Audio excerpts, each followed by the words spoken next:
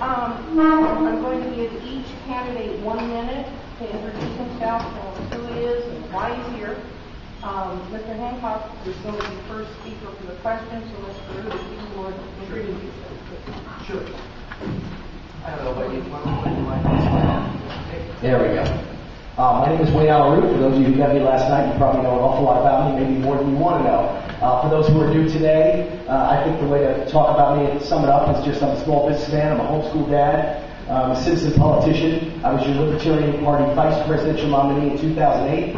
I've been called the Lost Borough of 2012. I don't know if I'll be running for president, but an awful lot of people want me to. I'm running for your national chair right now because I think this party is disorganized, and I think that this is the opportunity, not of a lifetime, of 100 lifetimes.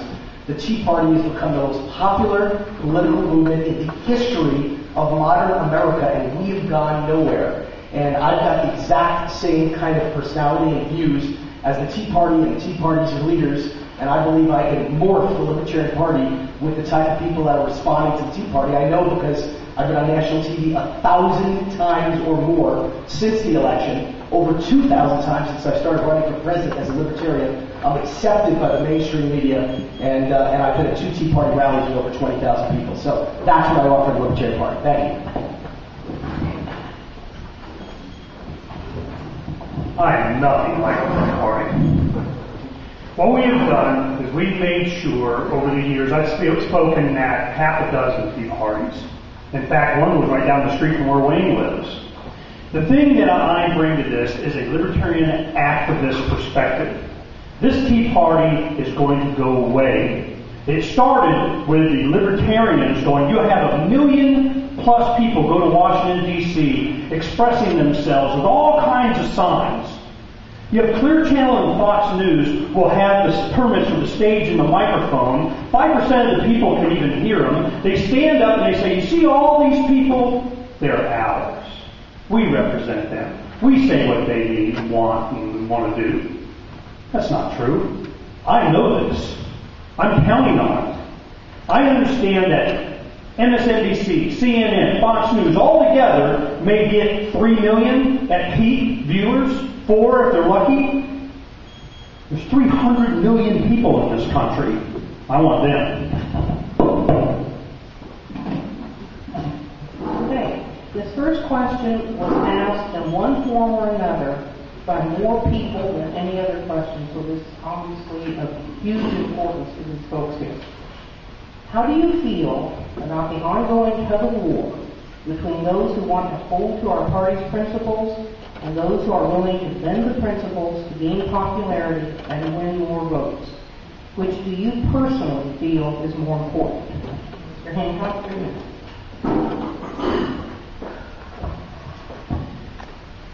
In the early 70s, when they created the Libertarian Party, it was for one reason. It was to take advantage of the opportunity that was presented to us by the Nixon administration. You had the Goldwater campaign, talk about principle and so on. I wouldn't say he was libertarian, but sure as heck was more so than Johnson. What happened was Nixon got in under being, a chameleon. He gets them what you do, wage and price controls, EPA, OSHA. You know, it was program after program after program. And those that tried to change the Republican Party from the inside understood that wasn't going to happen. So we needed to change the culture. They go in, and that's why in our statement of principles, it's very clear. We, the members of the Libertarian Party, support the rights of the individual and challenge the cult of the unlimited state. I love that part. Everybody's all freaked out about that. That's my favorite part. Because what are we supposed to do? We're challenging this adoration, this worship of this all-powerful, all-knowing state. And they saw it coming back then. I don't know if it got less. Heck no.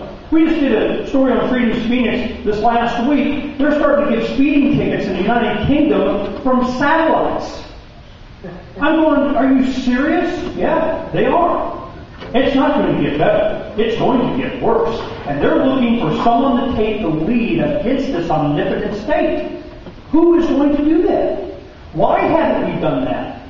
Wayne thinks it's a new argument to have, well, if we appeal to the conservatives, we could bring in more of the money and then. Why would they do that? They already got the Republican Party being compromising all they want already. we need a third war party? We need to be, how come we have not grasped this anti-war peace movement? Well, Labor Day weekend, I do a thing called the Freedom Summit. Every year we have great speakers. Dr. Paul's spoken at 3 of them. We have another one this first weekend in December this year, and we're doing with antiwar.com and IVA, Iraq Veterans Against the War, we're doing a big giant peace anti-war rally in Phoenix, Arizona over Labor Day weekend. I'm going to take, whether I'm chair or not, libertarianism is going to take this peace movement. We're going to be at the front of this thing. Anti-war. Why are we not now? Why didn't the revolution come over in '06 in Denver? It's because the young people that were just enthusiastic about freedom and there's no compromise did not perceive the Libertarian Party to be as libertarian as they had been for the previous year and a half. They knew better. Do you want to bring in the revolution or bring in love? That's what I'm going to do. Because I'm going to challenge the state, go right up to their face, but it's not going to be me.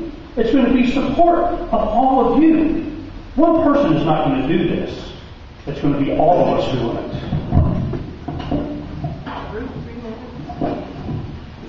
You know, what I am in real life, besides the fact that I'm very good at getting media for the Libertarian Party, is I'm a policy wonk. I'm an Ivy League grad, Columbia University. My classmate was Barack Obama, believe it or not, class in 1983. And I study policy, and I study polls. And I hear him talking, and I go, has he ever looked at a poll? Because here's what the polls show. It's the highest level of people calling themselves independents in the history of America. It's the highest number of people who want a third party in the history of modern politics. More people now trust the Tea Party in national polls than the Republican Party or the Democratic Party. Amazing. If that isn't tailor-made for the Libertarian Party, I don't know what is. If you can't see that we've missed the greatest opportunity in history, and we still have a chance to get back in the game, yes, but we have missed the greatest opportunity in history. Why is the Libertarian Party instead of the Tea Party not the most trusted and credible party in America instead of the Tea Party? Right now, it's the lowest level of trust in government at any time in history. Right now, at this moment, 63% of all Americans think we'd be better off if every member of Congress lost their job. Does this not sound like us? Why aren't we taking advantage of it? Why do I show up as the lead speaker at a Tea Party with 20,000 people in the audience? I'll broadcast live on Fox News, and I show up at libertarian events all over the United States, and there's 15 people in the audience, just like now. You're making my point. Where are our members when 20,000 will show up for a Tea Party and 15 show up for this? Where are they? Now, in Washington, D.C. 2 weeks ago, there was a massive Tea Party with over 10,000 people. 5 or 6 of my buddies went.